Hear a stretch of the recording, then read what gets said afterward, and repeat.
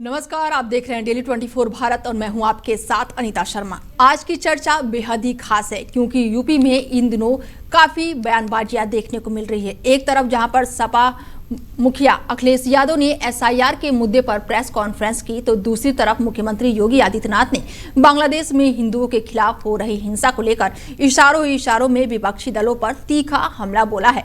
मुख्यमंत्री योगी आदित्यनाथ ने कहा कि सनातन धर्म की मजबूती केवल आस्था में नहीं बल्कि समाज की एकजुटता से होगी।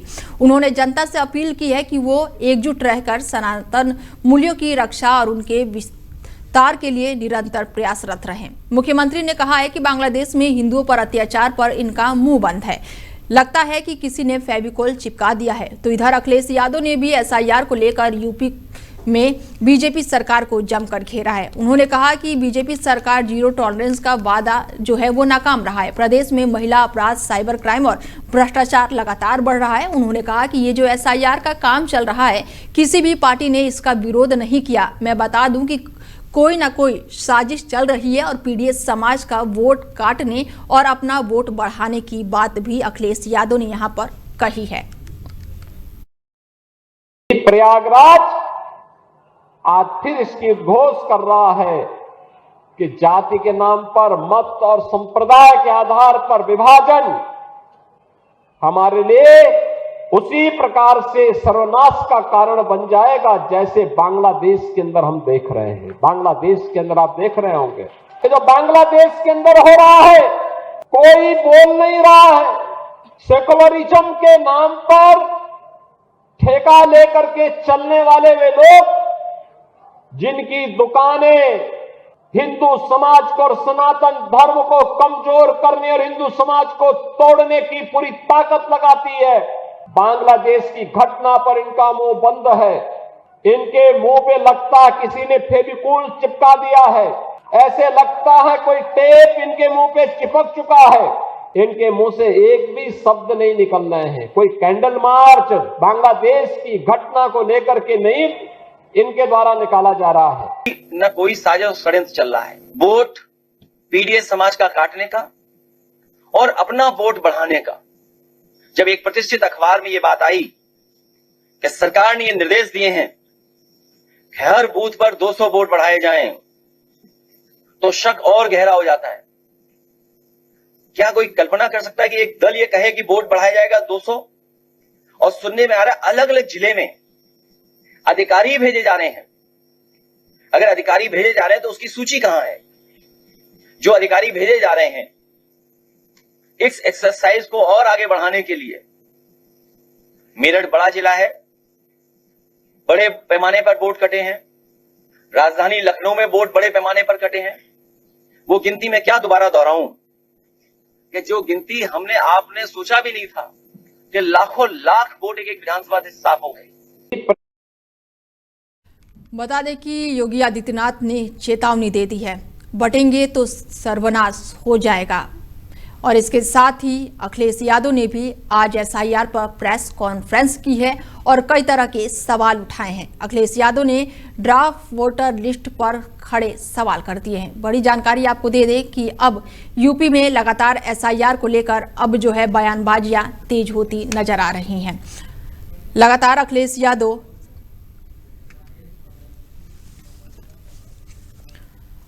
और हमारे साथ इस चर्चा में जुड़ चुके हैं राकेश प्रजापति जी हैं समाजवादी पार्टी की तरफ से, और उनसे जानते हैं कि अखिलेश यादव का बड़ा बयान सामने आया है, क्या कुछ कह रहे हैं। क्योंकि समाजवादी पार्टी के राष्ट्रीय अध्यक्ष अखिलेश यादव ने आज लखनऊ में प्रेस कॉन्फ्रेंस की और इस दौरान एसआईआर प्रक्रिया और मतदाता सूची को लेकर गंभीर सवाल खड़े किए हैं। उन्होंने कहा है कि हाल ही में एसआईआर की जो प्रक्रिया हुई है उसमें बड़ी संख्या में अधिकारियों को लगाया गया है, लेकिन किसी भी राजनीतिक दल ने इसका विरोध तक नहीं किया है। और ऐसे में अब जब मतदाता सूची सामने आई है तो ये साफ हो गया है कि लगभग 3 करोड़ वोट जो है वो काटे जाने की आशंका सच में साबित हो रही है।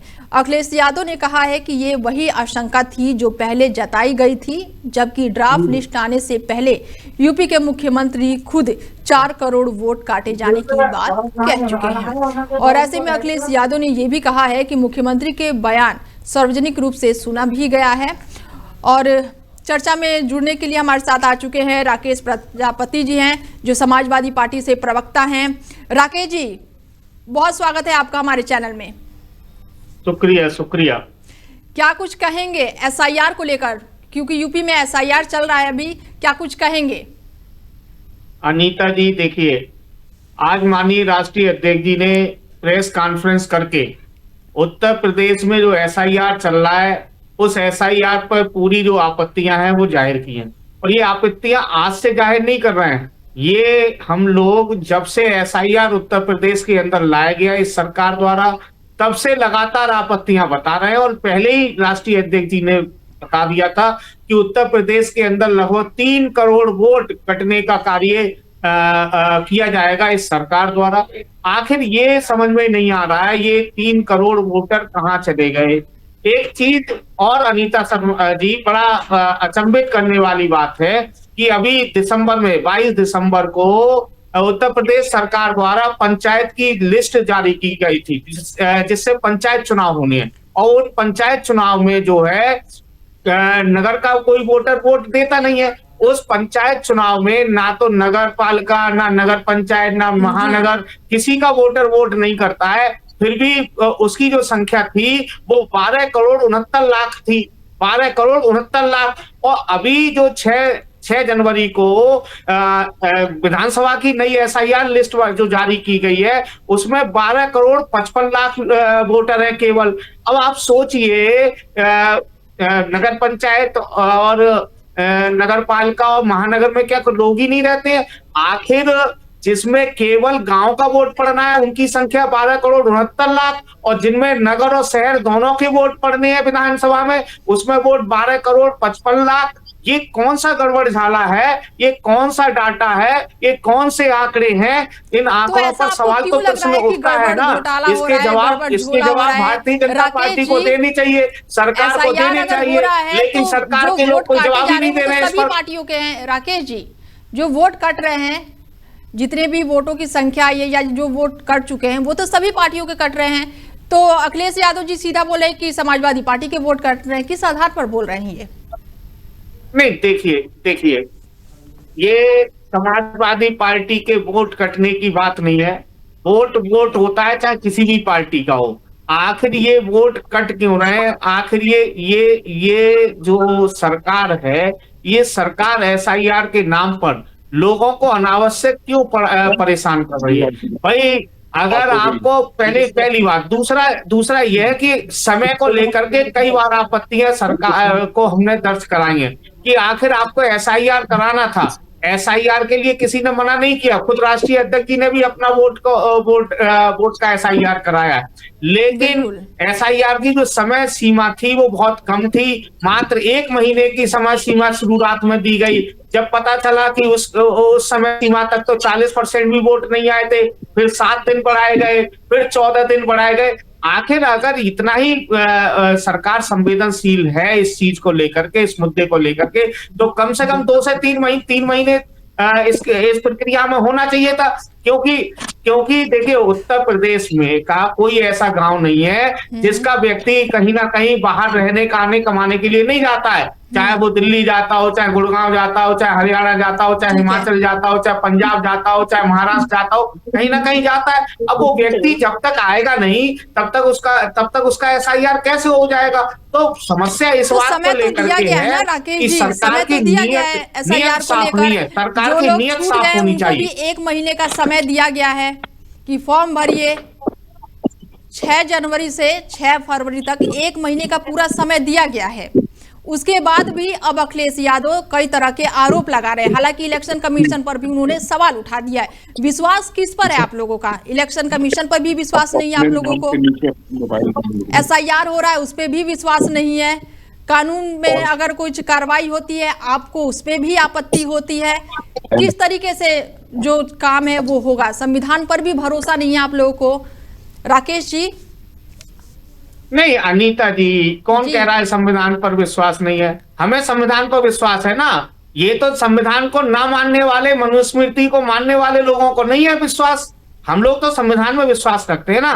हम लोग तो संविधान की बात करते हैं, और ये लोग वही थे जो 400 का पार का नारा 2024 में दे रहे थे कि 400 का पार होंगे। तो इनके कई नेताओं ने आकर के कहा था कि अगर 400 पार होंगे तो हम संविधान बदलेंगे। तो संविधान ना मानने वाले लोग कौन है? ये लोग। हमारे किसी भी नेता का तो बयान आया नहीं कि संविधान बदलेंगे।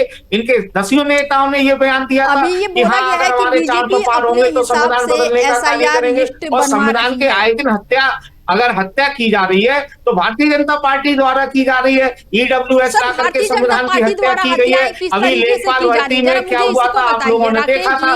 लेखपाल भर्ती में 771 पदों के लिए, पिछड़ों के पदों पर और उसमें एससी के पदों पर जो है डाका डालने का काम किसके द्वारा किया गया था? अभी एक आयुष डॉक्टर की भर्ती आई है, उसमें भी ओबीसी के 0 पद है। ये संविधान में डाका डालने का काम कौन कर रहा है? भारतीय जनता पार्टी कर रही है। समाजवादी पार्टी की तो सरकार है नहीं इस समय। ये राकेश जी क्या है? ये तो कोई बयान ही नहीं है कि राकेश जी आप बोल रहे हो कि बीजेपी के द्वारा हत्याएं की जा रही है, डकैतियां डाल रही है। क्या घर घर जाकर कर रही है बीजेपी?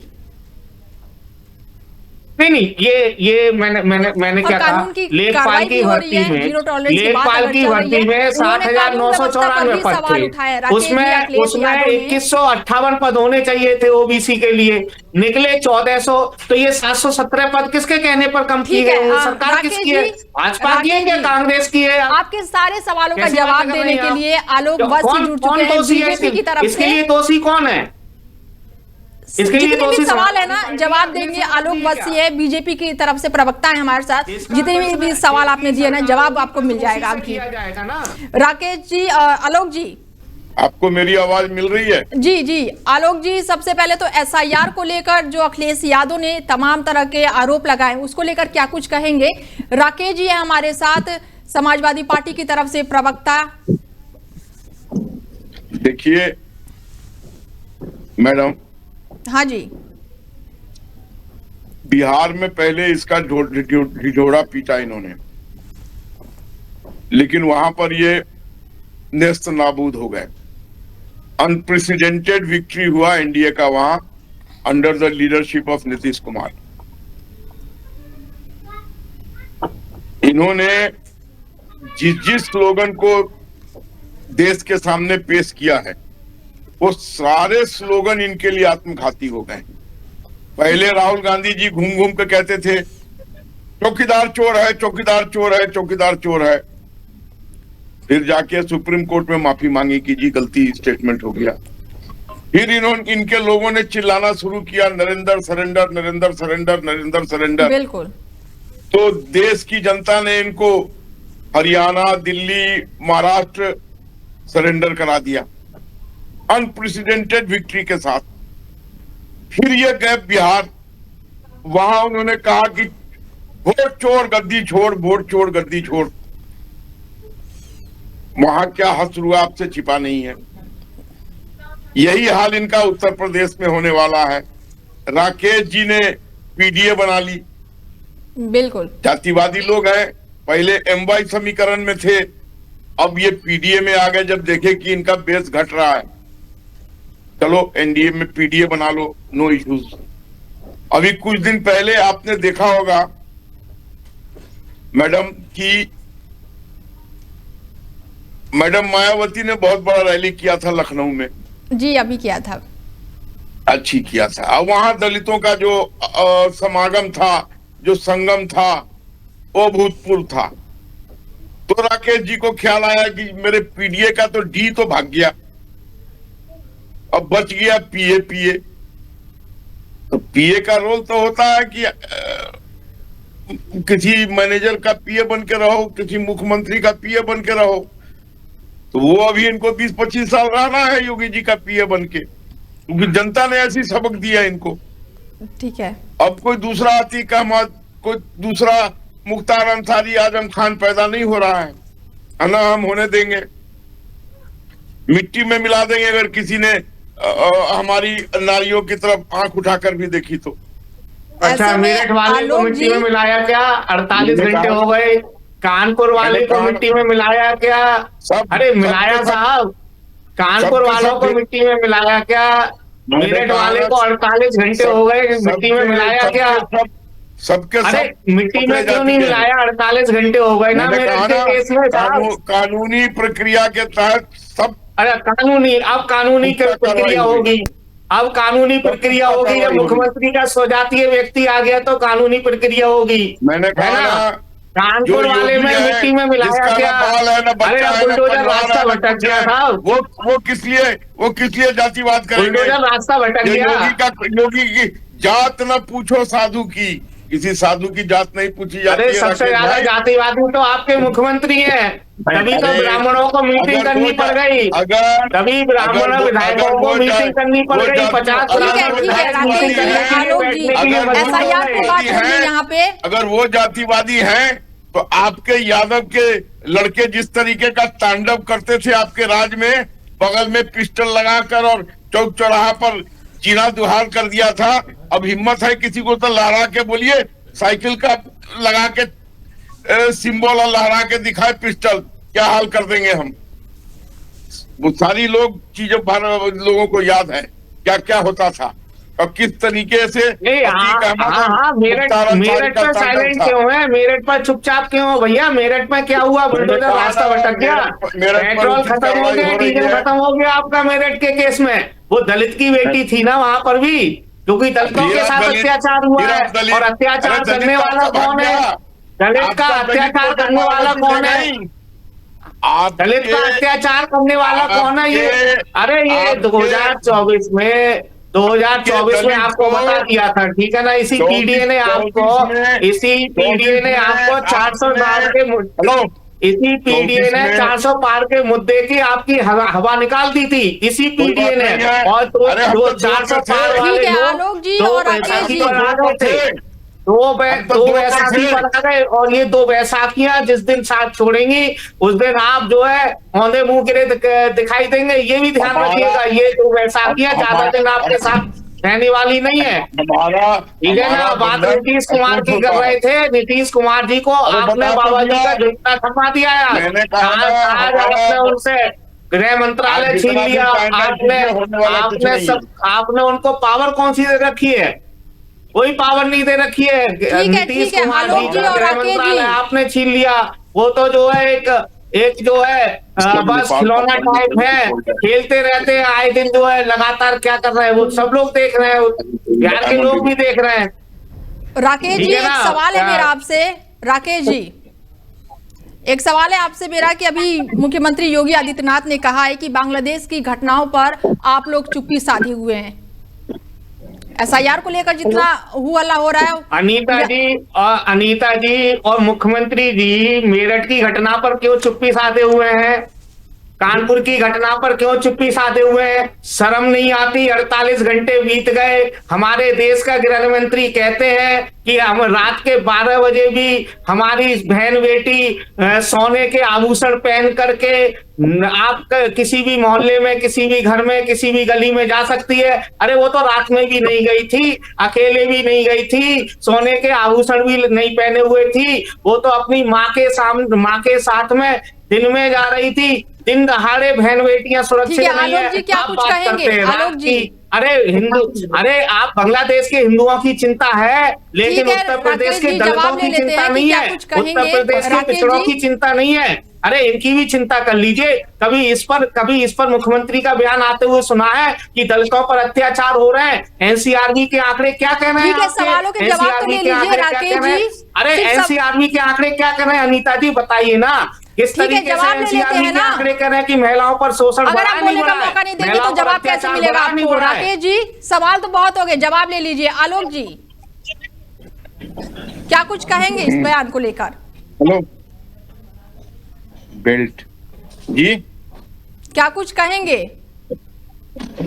देखिए, ये जितनी अनर्गल बातें कर रहे हैं, जब मैंने इनसे कहा कि अब दूसरा अतीक अहमद मुख्तार अंसारी आजम खान नहीं पैदा हो रहा है, कितने गुंडे मवालियों को हमने क्या हाल किया, इनसे छिपा हुआ नहीं है।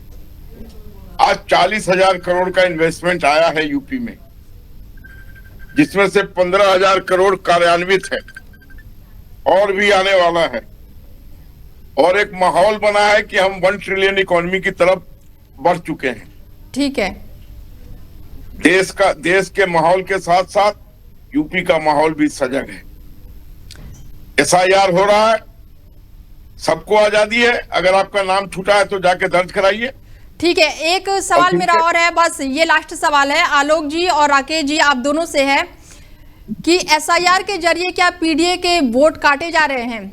आलोक जी, मुझे एक चीज बताइए, एसआईआर के जरिए क्या 2003 से 2025 तक कोई व्यक्ति यूपी में मरा नहीं है? कोई व्यक्ति वहां से स्थानांतरण नहीं हुआ है? अखिलेश यादव ने तो यही आरोप लगाया है। मैंने कहा ना। और एक चीज आप मुझे बता दीजिए कि आपको कैसे मालूम जिसका वोट कटा है वो आप ही का वोट है? बिल्कुल, वो मेरा वोट नहीं है। इसका क्या गारंटी है कि इन्हीं का वोट कट गया है? क्योंकि अगर यादव का वोट कटा तो ये समझते हैं कि मेरा वोट कट गया, मुसलमान का वोट कटा तो ये समझते हैं मेरा वोट कट गया। लेकिन मैडम जी, बिहार में क्या हुआ? बुरका के नीचे से दबादब कमल छाप और तीर छाप पर वोट लगा। ठीक है राकेश क्योंकि जी, हमारी जन कल्याणकारियों का लाभ उनको भरपूर मिला। उन्होंने अपनी शौहरों की बात नहीं मानी।